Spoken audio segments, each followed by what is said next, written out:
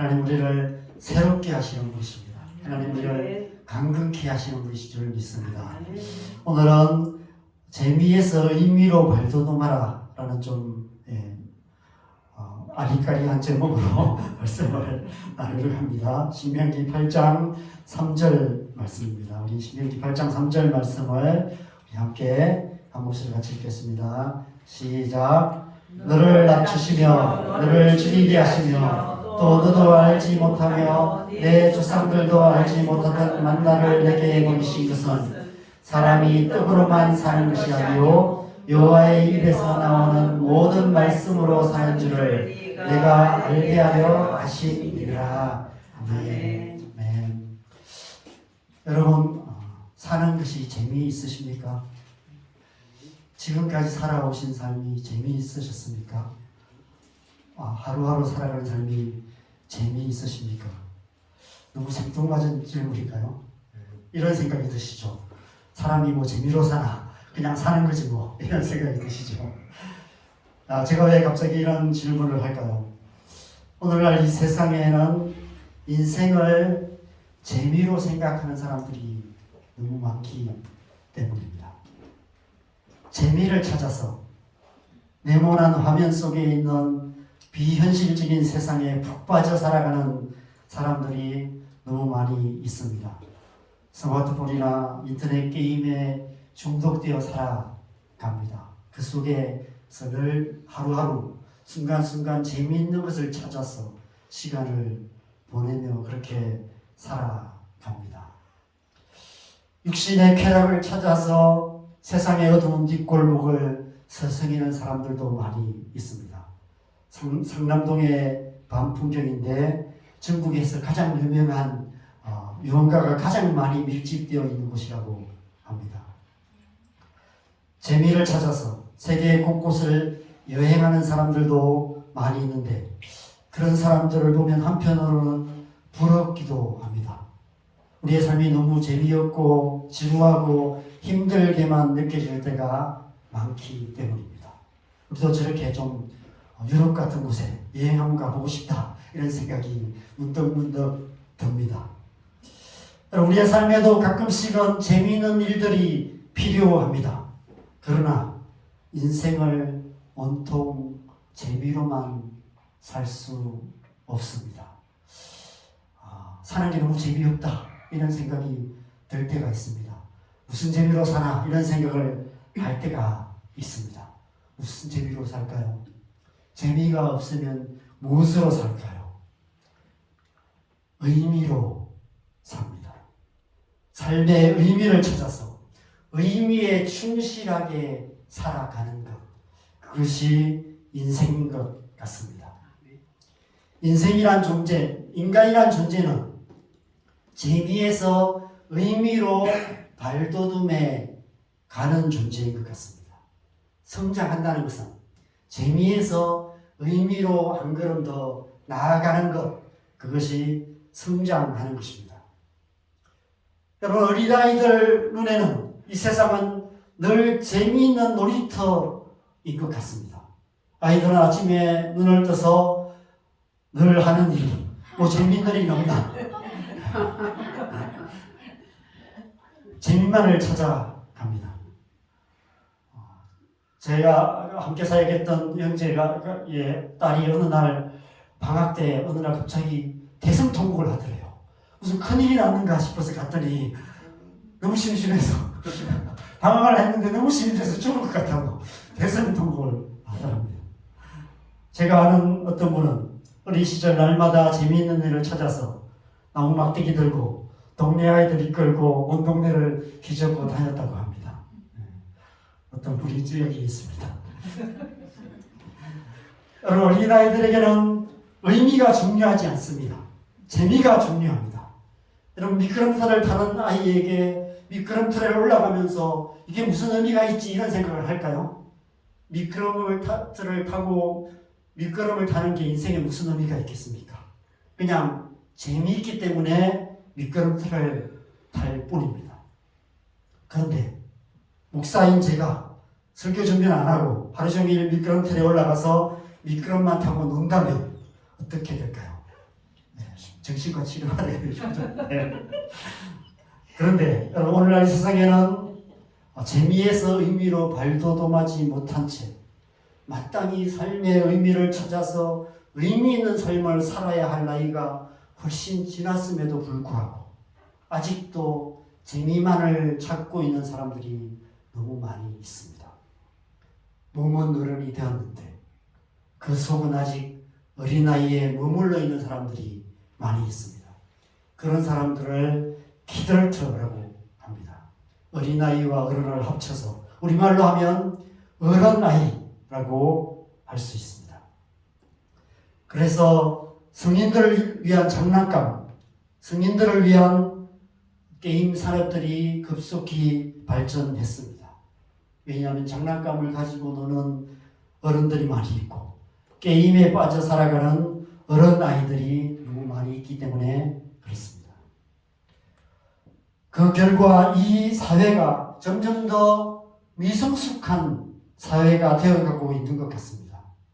재미에서 의미로 발돋움하지 못한 어른아이들의 세상이 되어가고 있습니다.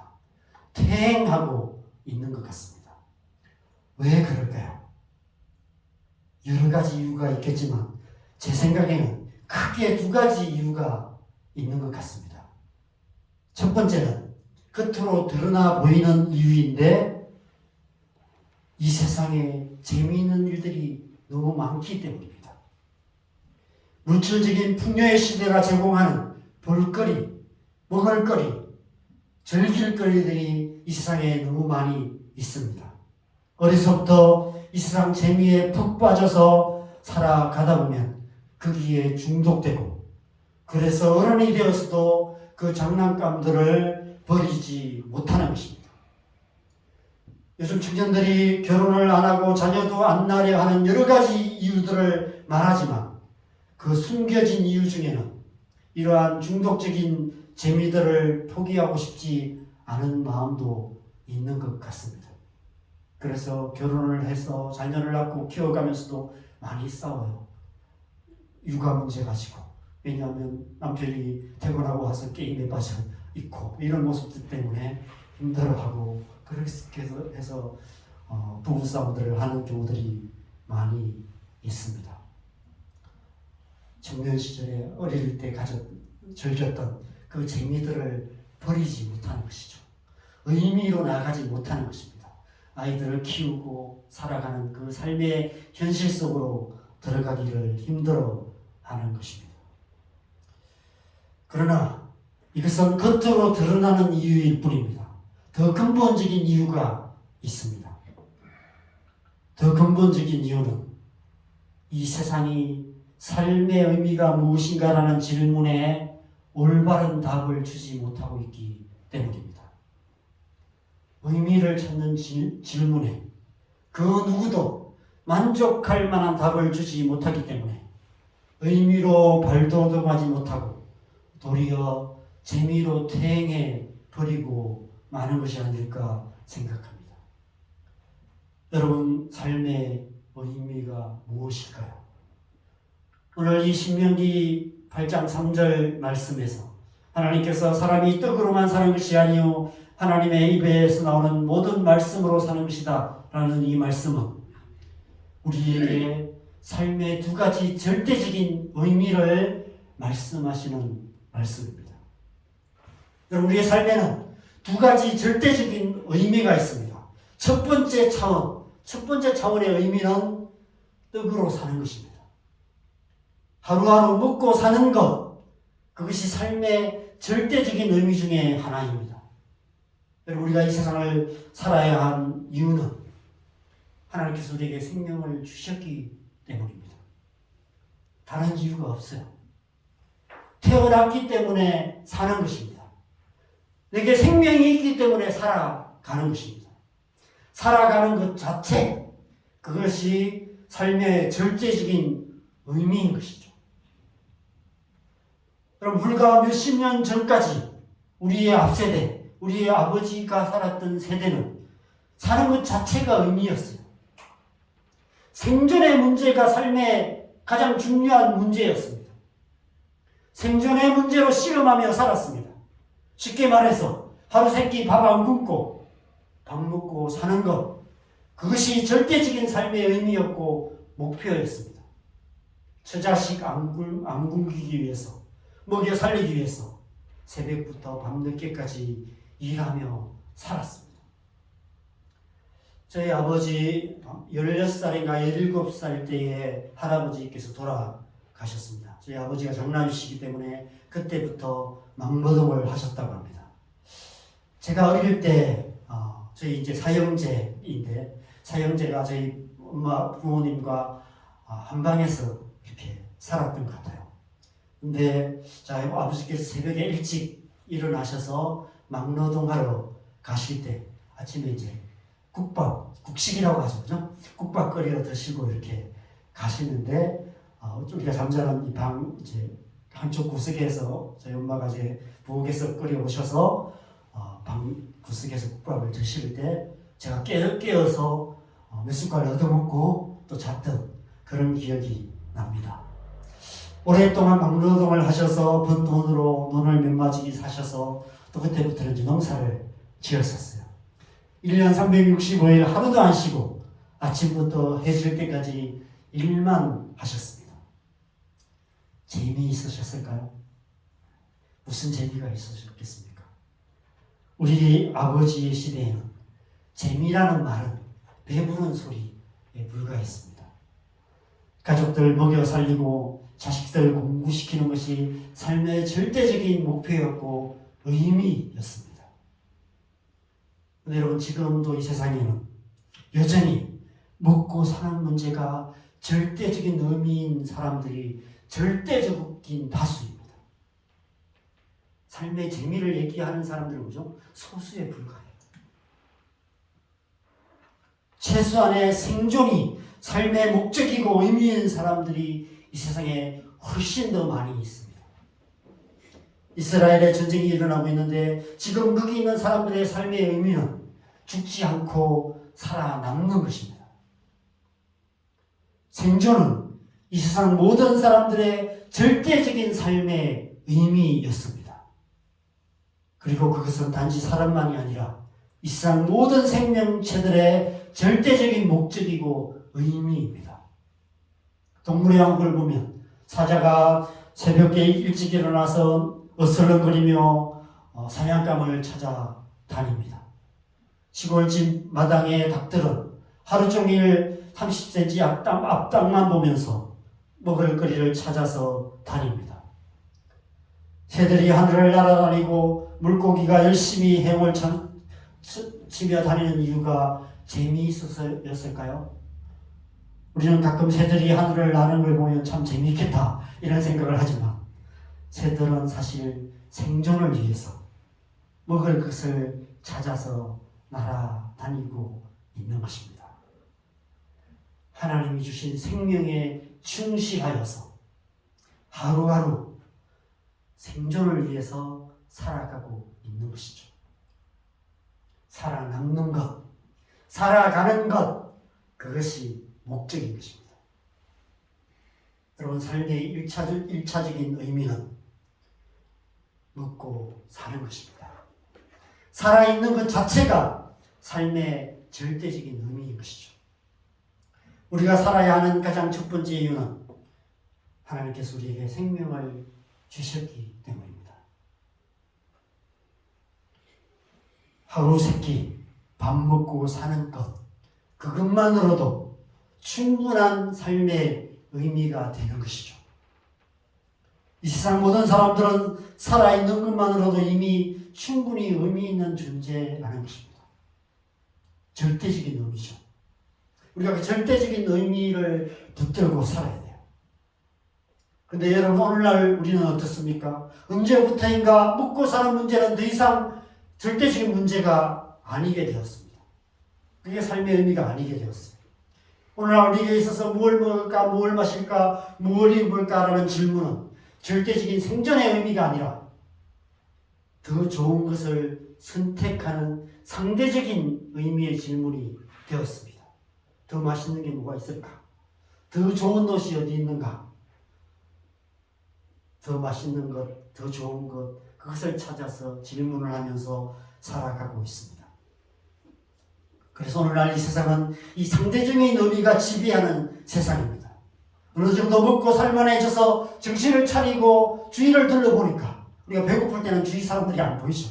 근데 이제 배부르고 먹고 살만하니까 이제 주위 사람들이 보이기 시작해요. 주위를 둘러보니까 더 잘 먹는 사람, 더 잘 사는 사람들이 많이 있다는 사실을 깨닫게 됩니다. 더 좋은 집에서 더 좋은 옷을 입고 더 좋은 음식을 먹고 더 좋은 차를 타고 더 편하게 사는 사람들이 눈에 띄기 시작합니다. 주말마다 해외여행 다니며 골프 치러 다니고 여러 가지 취미생활도 하면서 우리와 다르게 재미있게 화려하게 살아가는 사람들이 눈에 들어오기 시작하고 부러워지기 시작하는 것이죠. 탈북하셔서 이 땅에 정착해서 살아가는 사람들이 그런 얘기를 해요. 처음에 한국에 와서는 너무너무 이렇게 이제 배부르게 먹을 수 있는 것만으로도 감사하고 한국이 너무 좋게 느껴지고 천국처럼 보인답니다. 근데 몇 년 지나고 나면 이 상대적인 가치 속에 살다 보니까 상대적인 빈곤 때문에 너무 괴로워져서 다시 북으로 돌아가고 싶다 이렇게 말하는 사람들이 점점 더 많아지고 있다고 합니다. 실제로 다시 돌아가는 케이스도 있다고 얘기를 합니다. 절대적인 의미였던 생존의 문제가 갑자기 더 잘 먹고 더 잘 사는 상대적인 의미로 바뀌게 된 것이죠. 다른 사람들보다 더 좋은 집에서 더 잘 먹고 더 잘 사는 것이 이 세상 모든 사람들의 삶의 의미로 우리의 생각 속에, 우리의 가슴 속에 자리 잡게 되었습니다. 그런데 문제는 그러기 위해서는 다른 사람보다 더 뛰어난 무언가가 내게 있어야만 한다는 것입니다. 머리가 좋아서 공부를 탁월하게 잘한다거나 운동을 뛰어나게 잘한다거나 노래를 기가 막히게 잘한다거나 외모가 길거리 캐스팅 될 만큼 뛰어나다거나 뭔가 남다른 무언가가 내게 있어야만 한다는 것이죠. 그게 아니면 금수저라도 입에 물고 태어나야 한다는 것입니다. 근데 여러분, 이 세상 모든 사람들이 다 남다른 무언가를 가지고 태어나지 않는다는 것입니다. 저만 봐도 그렇고 여러분은 어떤지 잘 모르겠습니다. 저는 그렇습니다. 그래서 이 세상에서 정말 그럴듯한 삶을 살아가는 사람들은 소수일 수밖에 없다는 것이죠. 나머지 대부분의 사람들은 마치 주인의 상에서 떨어진 부슬이라도 주워 먹으려는 더 많이 차지하려고 치열하게 경쟁하는 그런 존재로 주인의 땅에서 떨어지는 개 같은 그런 삶을 살아갈 수밖에 없다는 것입니다. 여러분, 상대적인 가치가 더 뿌리 깊게 지배하면 지배할수록 이 세상은 점점 더 바벨탑 같은 세상이 될 수밖에 없습니다. 이 세상의 구조는 잠실에 있는 롯데타워 같은 그런 구조가 될 수밖에 없습니다. 여러분, 이런 세상 앞에 서면 어떤 마음이 들까요? 우리 자녀들이 열심히 나름대로 공부하고 그렇게 대학을 졸업하고 막상 이 세상 앞에 서면 어떤 마음이 들까요? 아무리 내가 애쓰고 노력해도 도무지 오를 수 없는 거대한 세상의 구조물 앞에서 소망의 길을 찾지 못하고 절망할 수밖에 없는 것입니다. 여러분, 요즘 우리나라 지방대의 의대의 입시 경쟁률이 거의 50대 1에 가까워지고 있다고 합니다.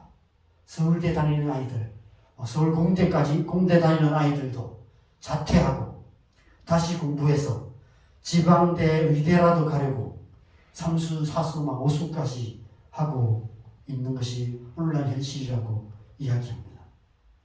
이 거대한 세상의 구조 속에서 그나마 좀 더 높이 올라갈 수 있는 길 중에 하나이기 때문에 그렇습니다. 사실 의사라는 직업은 적성에 맞아야 할 수 있습니다. 물론 의사만 아니라 이 세상 모든 직업들이 다 마찬가지죠. 몇 년씩 공부해서 공무원 시험 쳐서 합격했는데 2년, 3년도 못 채우고 그만두는 경우가 점점 더 많아지고 있다고 합니다. 학생들과 얘기하다 보면 공부하기 싫어하는 아이들이 참 많이 있습니다. 공부하기 싫으면 공부 안 하면 됩니다. 그런 아이들은 나중에 공부 열심히 안 해도 되는 직업을 가지면 돼요. 수학을 못하면 수학이 중요하지 않는 직업을 가지면 됩니다. 저 같은 목사는 수학 성적이 별로 중요하지 않습니다. 산수만 잘하면 돼요. 다기 빼기만 좀 잘하면 됩니다. 그런데 왜 그럴 수 없습니까? 우리 사는 이 사회 구조가 너무 극단적인 구조가 되어 있기 때문입니다. 단순 노동을 하거나 공장에서 제조업을 하거나 농사를 지으면서 살 수도 있는데 문제는 그렇게 살면 내가 일한 만큼 충분한 보상이 주어지지 않는다는 것입니다. 이런 몇 배나 힘든 일을 하는데 주어지는 보상은 너무 적은 세상이 되어 있다는 것이죠. 반대로 이 세상이란 이 바벨탑의 꼭대기에 속한 사람들은 자기가 땀 흘린 것보다 몇십 배의 보상이 주어진다는 것입니다. 가만히 앉아서 자리만 지키고 있어도 연봉이 수억 수십억이 넘는 사람들이 있다는 것이죠.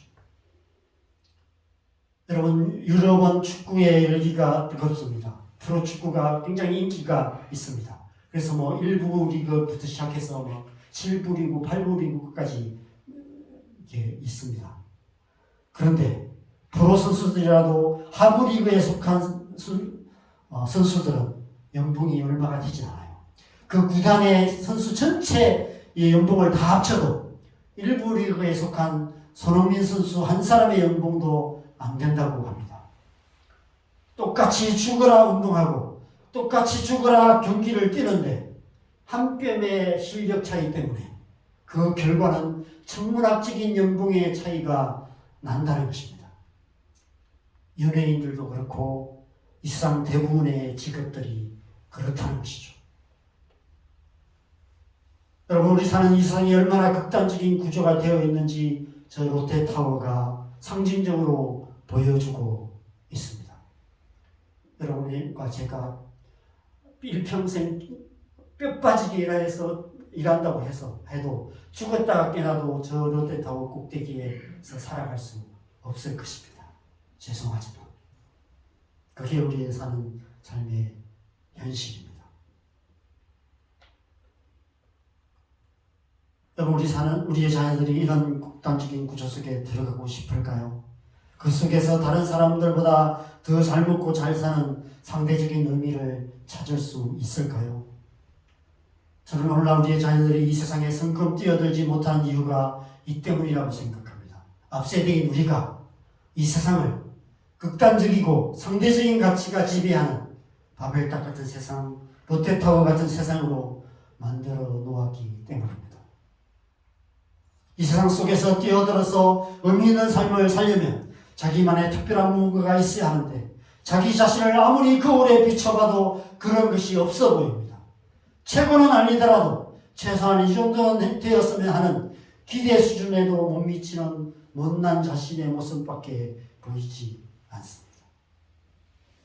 그래서 청년들이 주식 투자에 빠지기도 하고 도박에 중독되기도 합니다. 이 세상에서 자신의 자리를 차지할 확실한 방법이 없기 때문에 유행을 바라는 것이죠. 대박이 나기를 바라는 것입니다. 오늘날 이 세상의 삶의 가치를 가장 잘 보여주는 단어가 대박이라는 단어가 아닐까 생각합니다. 대박 나는 것 외에는 이 세상에서 의미 있게 사는 삶의 길이 안 보인다는 것이죠.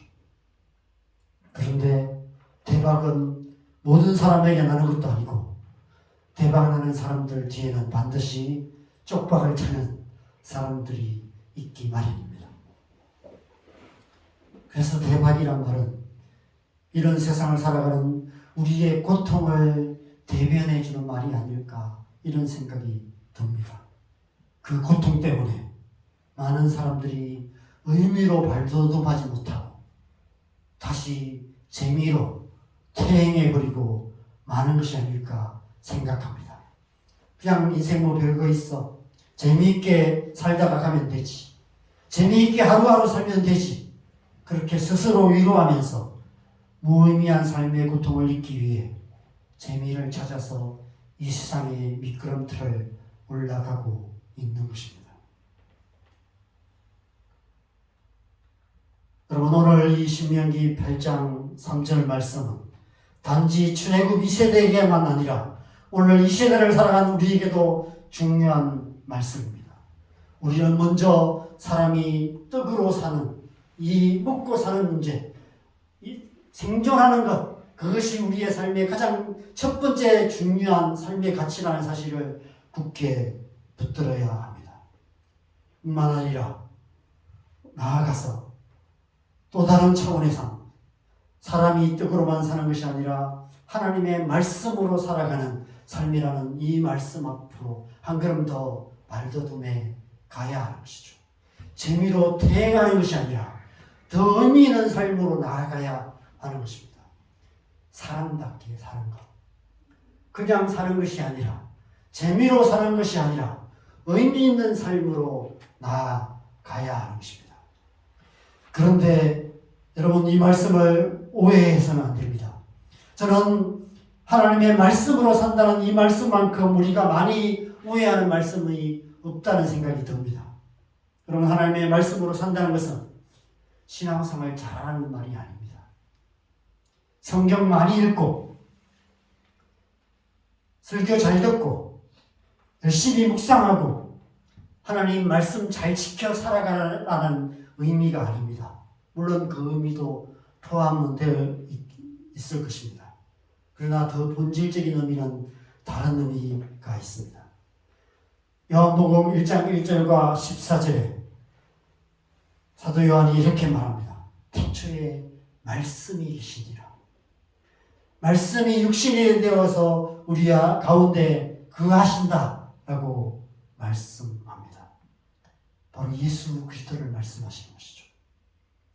사람이 하나님의 말씀으로 산다는 것은 예수 그리스도로 말미암는 우리 안에 있는 생명을 말하는 것입니다. 베드로가 사도 요한복음 6장 68절에 이렇게 고백합니다. 이 말씀을 같이 읽겠습니다. 시작. 시몬 베드로가 대답하되 주여 영생의 말씀이 주께 있사오니 우리가 누구에게로 가오리까. 하나님의 말씀은 바로 예수 그리스도를 말합니다. 하나님 우리에게 영원한 생명을 주시는 영생의 말씀, 바로 예수 그리스도를 말씀하시는 것이죠. 우리가 하나님의 말씀으로 산다는 것은 신앙생활 잘하라는 것이 아니라 영생의 말씀이신 예수 그리스도를 믿는 것을 의미합니다. 예수 그리스도를 믿음으로 영원한 생명을 얻는 것입니다. 우리가 예수 그리스도를 믿을 때 하나님께서 우리 안에 영원한 생명을 주십니다. 우리에게 생명을 주셨을 뿐 아니라 육신의 생명을 주셨을 뿐 아니라 그래서 육신의 생명으로 하루하루 먹고 살면서 이 세상을 살아갈 뿐 아니라 이제 우리 안에 예수 그리스도로 말미암는 영원한 생명을 주셔서 영원한 생명, 영생을 누리게 하셨다는 것입니다. 누구든지 예수님을 믿는 자는 영원한 생명을 얻게 되고 영원히 의미 있는 존재로 살아가게 된다는 것입니다. 그것이 오늘 하나님께서 우리에게 말씀하시는 2차적인 삶의 의미, 절대적인 의미인 것입니다. 여러분, 그래서 우리가 재미에서 의미로 발돋움해 가기 위해서는 예수님을 믿어야 하는 것이죠. 재미라는 중독의 수렁에서 벗어나서 영생의 말씀이신 예수 그리스도를 믿음으로 말미암아 우리 안에 영원한 생명이 우리 안에 주어지게 될 때 우리는 더 이상 재미로 퇴행하는 삶이 아니라 의미 있는 삶, 하나님의 말씀으로 살아가는 삶, 영생의 말씀으로 살아가는 삶을 살아가게 되는 것입니다. 그것이 바로 성경이 말씀하시는 구원인 것이죠. 여러분, 천국이란 다른 곳이 아닙니다. 뭔가 의미 있는 일을 찾아서 영원히 반복해서만 해야만 하는 곳, 그것이 천국이 아닙니다. 천국은 나라는 존재만으로 이미 충분한 의미가 있기 때문에 그 존재의 의미로 살아가는 곳, 그곳이 천국입니다. 영원한 생명으로 충분히 의미 있는 존재로 존재하게 되는 곳, 그것이 바로 천국입니다. 예수님을 믿음으로 이미 우리 안에 영원한 생명이 있기 때문에 우리는 이미 천국을 살아가고 있는 것이죠. 우리가 이 세상을 살아가는 순간순간들이 바로 천국입니다. 문제는 우리가 이 절대적인 삶의 가치, 절대적인 삶의 의미를 굳게 붙들고 살아가야 한다는 것입니다. 우리 안에 생명을 주셨다는 것, 우리 안에 영원한 생명이 있다는 것, 이 사실을 굳게 붙들고 그 생명으로, 그 영원한 생명으로 살아가야 한다는 것입니다. 그런데 우리 사는 이 세상이, 우리의 주변 사람들이, 아니 때론 우리 자신이 끊임없이 상대적인 의미들을 가지고 우리의 마음을 계속해서 뒤흔든다는 것입니다. 네 꼴을 보라고. 그렇게 사는 것이 무슨 의미가 있냐고. 무슨 재미가 있냐고. 무슨 재미로 사냐고. 우리 주변에 상대적인 의미로 재미있게 사는 사람들이 자꾸 눈에 들어오기 시작합니다. TV만 틀면 좋은 집들, 좋은 옷들, 좋은 차들, 한 번도 먹어보지 못한 음식들이 끊임없이 나옵니다. 이 세상에 저런 곳이 있나 싶은 명소들을 여행하고 있는 모습들이 계속해서 TV에 나옵니다. 이 세상 가득한 상대적인 의미들이 끊임없이 우리의 마음을 유혹하는 것이죠. 여러분 한번 질문해 보시면 좋겠습니다. 정말 그 사람들은 정말 의미 있는 삶을 살고 있을까? 우리보다 더 잘 먹고 잘 사는 사람들은 정말 충분히 재미있고 의미있게 잘 살고 있을까? 그리고 왜 재벌 3세들이, 왜 유명 연예인들이 마약 중독에 빠지고 말까요? 오늘날 마약 중독 문제가 심각한 사회 문제가 되고 있습니다. 이 마약 중독 문제는 재미로 태행하고 있는 이 세상의 비참한 영적인 현실을 보여주는 문제인 것 같습니다. 우리가 지금 매일 성경의 열왕기서를 묵상하고 있는데, 지난주에 남유다의 아사왕이 북이스라엘의 바하사 왕과 일평생 전쟁을 한 말씀을 우리가 함께 묵상했습니다. 아사라는 이름의 뜻은 치료자라는 의미입니다. 그런데 바하사라는 이름의 뜻은 사악함이라는 의미가 있습니다. 아사왕은 일평생 사악함으로부터 자기 자신의 중심을 지키기 위해서, 그리고 남유다 왕국을 치료하는 치료자로서 일평생 치열하게 싸우는 삶을 살았던 것입니다. 우리 또한 그렇게 살아야 하는 것입니다. 여러분, 우리 사는 이 세상은 사악한 어둠의 권세들이 지배하는 세상입니다. 그런 TV의 뉴스들, 또 일어나는 여러 가지 이단들의 모습들, 이런 것들을 통해서, 또 수많은 어떤 세상의 모습들 속에서 우리의 마음을 지배하려는 상대적인 가치들이 끊임없이 우리에게 밀려오고 있는 그런 세상을 우리는 살아가고 있습니다. 우리가 아무 생각 없이 우리의 삶을 그 속에 내던진다면 우리는 우리도 모르는 사이에 그 상대적인 가치에 휘둘리면서 살아갈 수밖에 없는 것입니다. 아사가 아니라 바하사로 살아갈 수밖에 없는 것이죠. 우리 스스로를 상대적인 가치가 지배하는 이 세상 속에 몰아넣으려 애쓰지 마시기 바랍니다. 우리의 자녀들을 상대적인 가치가 지배하는 이 세상 속에 몰아넣으려 애쓰고 있지 않은지를 돌아보셨으면 좋겠습니다. 이 세상 가득한 상대적인 가치관의 사악함으로부터 우리 마음을 지키기 위해서 치열하게 싸워야 하는 것입니다. 여러분, 우리는 지금 이대로 충분히 의미 있는 존재라는 사실을 기억하시기 바랍니다. 그 존재만으로도 절대적인 가치를 지닌 이미 충분한 존재들입니다. 살아있는 것만으로도. 여러분, 우리는 육신에 속해 살아가는 동안 육신이 주신 이 생명을 따라서 하루 세끼 밥 먹고 살면 그것으로 충분할 수 있습니다. 그리고 우리 안에 예수 그리스도를 믿음으로 말미암는 영원한 생명이 있기 때문에 그 영생의 소망을 붙들고 살아가면 되는 것입니다. 하나님의 사람으로 하나님의 사람답게 당당하게 살아가면 되는 것이죠. 그것으로 충분합니다. 이보다 더 좋을 수 없는 것입니다. 우리는 이미 너무 충분한 존재들이기 때문입니다. 이 사실이 저와 여러분의 마음판에 새겨져서 그 어떤 상황 속에서도 흐려지지 않기를 소망합니다. 모세가 만든 돌판에 십계명을 새기셨던 그 하나님의 손가락이 이 하나님의 말씀을 우리의 마음판에 새겨주시는 그런 은혜가 있기를 간절히 소망합니다.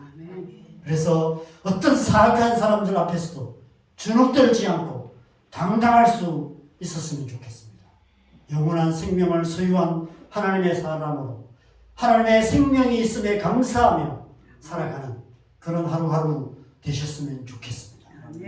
이 시간 성령의 기름 부심이 우리 안에 임하여서 지나온 세월 동안 이 사악한 세상 속에서 상대적인 가치로 말미암아 상처받은 우리의 상한 마음이 치유되었으면 좋겠습니다. 그래서 상대적인 세상의 가치관에 사로잡힌 우리의 마음이 자유케 되어지고 열등감에 갇힌 우리의 마음이 노임을 받아서 치유와 자유와 해방의 역사가 우리 안에 일어나기를 소망합니다. 그렇게 살아가는 것이 하나님의 백성인 줄 믿습니다. 이 시간 제가 이제 유튜브 영상을 하나 찾았습니다. 그래서 이 영상을 하나 함께 보시고 함께 찬양하고 기도하는 시간을 가지면 좋겠습니다. 이미 아마 보신 분도 계실 것입니다. 놀라지 마시면 좋겠습니다. 첫 화면을 좀 놀라실 수 있습니다. 살아남기 위해 생존하기 위해 자발적으로 이 통 속에 들어갔습니다. Hello, my name is Paul Alexander, but they call me the man in the iron wall.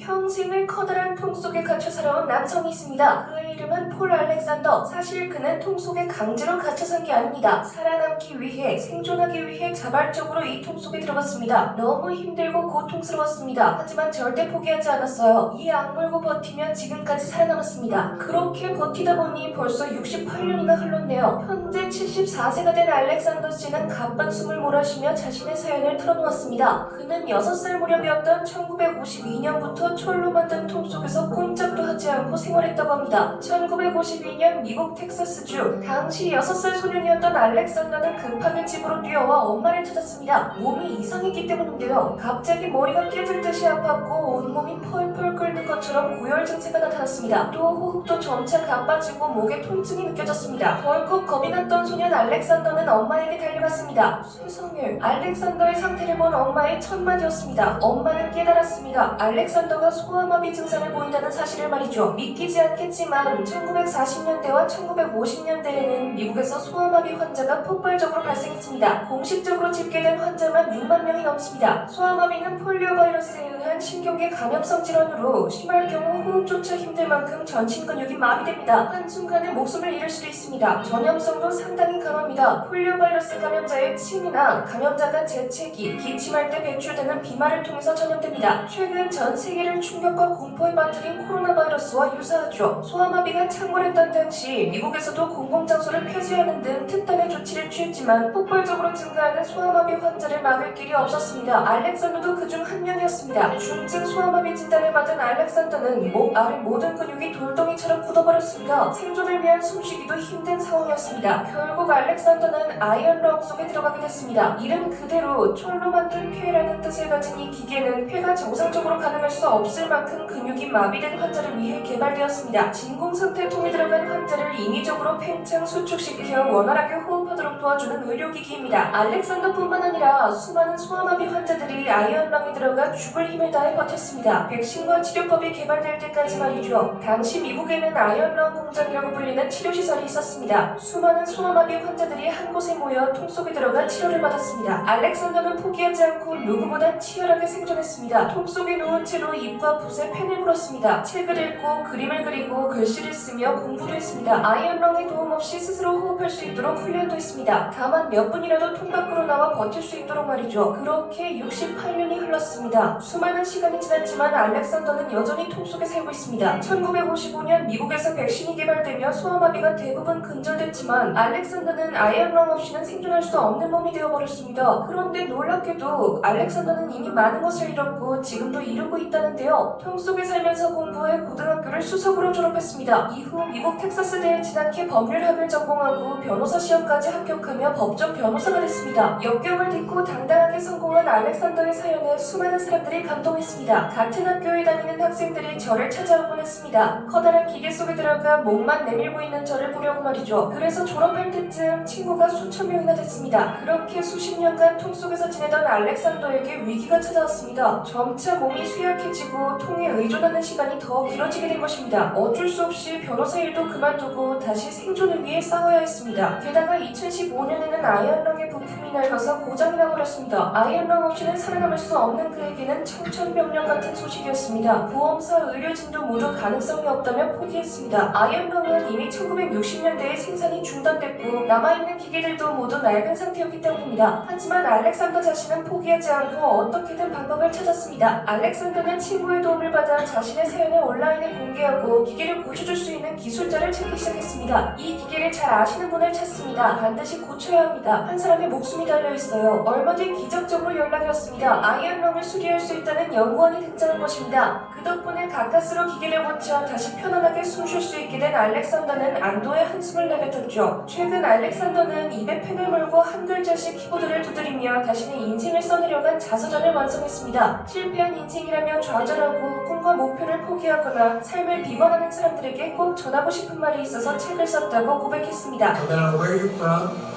or what your past is, or the challenges that you could be facing, you can truly do anything. You just have to set your mind to it. And work hard. 변호사이자 작가이며 기적적으로 살아남은 소아마비 생존자인 알렉산더는 이런 말을 덧붙였습니다. 저는 제 인생이 부족하다고 느끼지 않습니다. 오히려 완벽하다고 생각합니다. 포기하지 않고 도전하고 긍정적으로 생각한다면 원하는 것을 모두 이룰 수 있다는 것. 통 속에서 68년째 살아가는 제가 여러분께 하고 싶은 말입니다. 지금까지 생생지식정보였습니다. 감사합니다.